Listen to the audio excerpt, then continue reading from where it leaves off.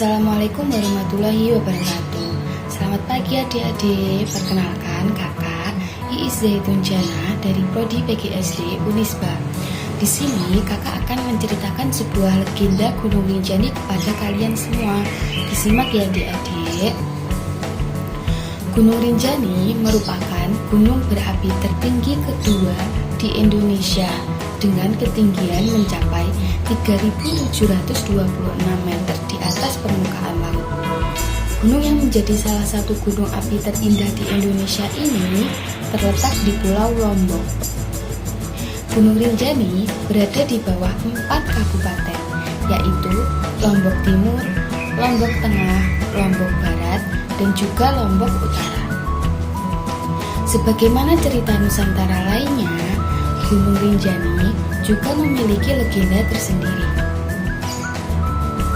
Dahulu kala, di Pelabuhan Lembar, Kabupaten Lombok Barat, terdapat kerajaan tuan yang dipimpin oleh raja yang bernama Raja Datu Tuan. Raja Datu Tuan memimpin kerajaan hingga rakyatnya hidup makmur dan bahagia. Namun, Raja Datu Tuan sendiri sering bersedih hati.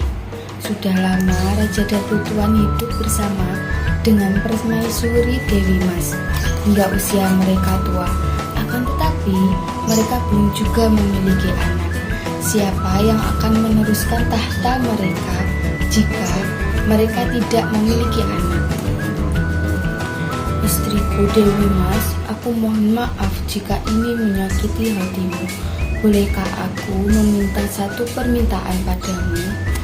Tentu saja, Raja Datu Tuan suamiku, katakan saja. Kita sudah lama menikah, tapi belum juga memiliki anak. Aku khawatir kerajaan ini tidak memiliki pewaris penerus kerajaan Dewi Mas.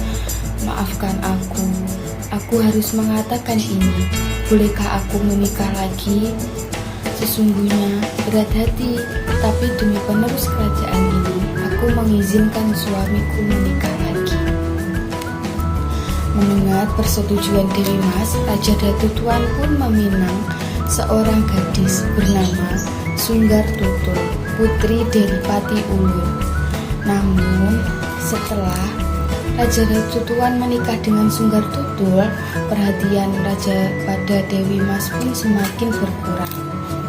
Raja Datu Tuan lebih sering bersama Sunggar Tutul. Hal ini membuat Dewi Mas bersedih hati. Namun, Dewi Mas tetap bersabar karena kesabarannya tersebut tanpa diduga-duga, Dewi Mas akhirnya hamil.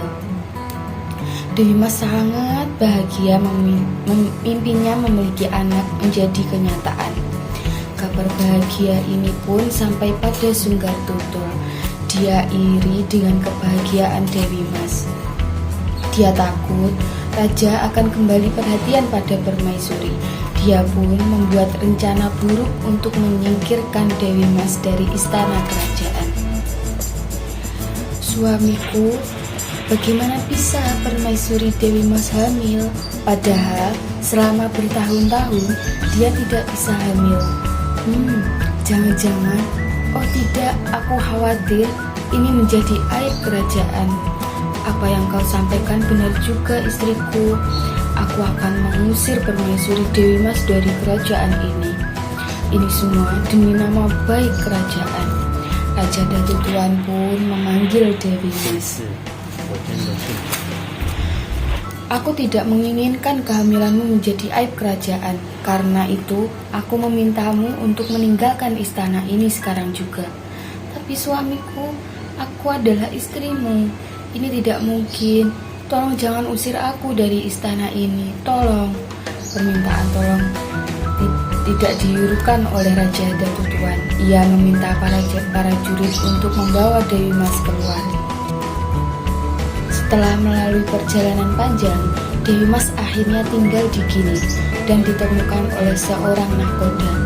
Setelah bercerita banyak hal pada sang nahkoda itu pun membawa Dewi Mas ke Pulau Bali sesuai permintaan Dewi Mas.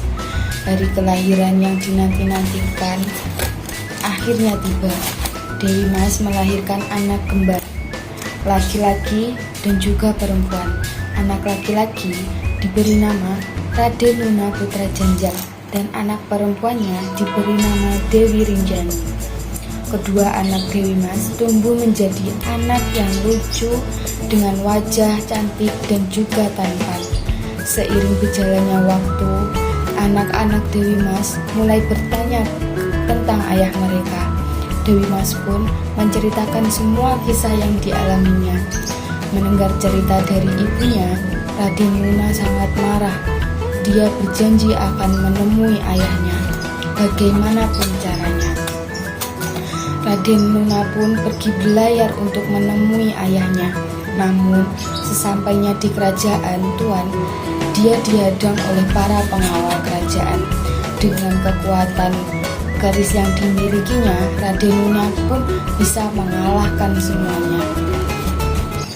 Melihat pengawal kerajaan kalah melawan Raden Nuna, Raja Datu Tuan pun turun tangan untuk melawannya sendiri.